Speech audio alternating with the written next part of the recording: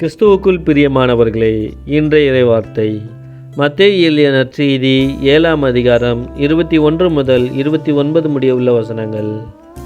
அக்காலத்தில் இயேசு தம் சீடரை நோக்கி கூறியது: என்னை நோக்கி ஆண்டவரே ஆண்டவரே என சொல்பவரெல்லாம் விண்ணரசுக்குள் செல்வதில்லை, மாறாக விண்ணுலகிலுள்ள என் தந்தையின் திருவுள்ளத்தின்படி செயல்படுபவரே செல்வர்.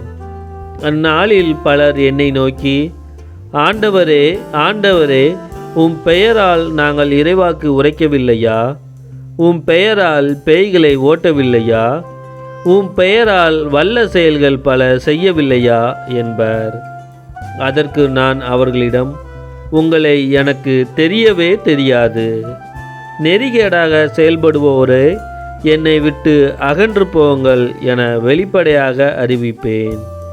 ஆகவே நான் சொல்லும் இறைவார்த்தைகளை கேட்டு இவற்றின்படி செயல்படுகிற எவரும் பாறை மீது தம் வீட்டை கட்டிய அறிவாளிக்கு ஒப்பாவர்.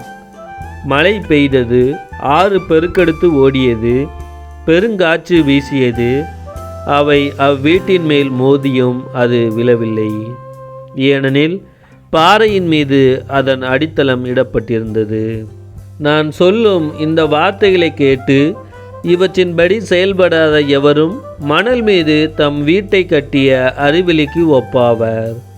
மழை பெய்தது, ஆறு பெருக்கெடுத்து ஓடியது, பெருங்காற்று வீசியது, அவை அவ்வீட்டை தாக்க அது விழுந்தது, இவ்வாறு பேரழிவு நேர்ந்தது. இயேசு இவ்வாறு உரையாற்றி முடித்தபோது அவரது போதனையை கேட்ட மக்கள் கூட்டத்தினர் வியப்பில் ஆழ்ந்தனர். ஏனெனில் அவர்கள் தம் மறைநூல் அறிஞரைப் போலன்றி அதிகாரத்தோடு அவர்களுக்கு அவர் கற்பித்தார்.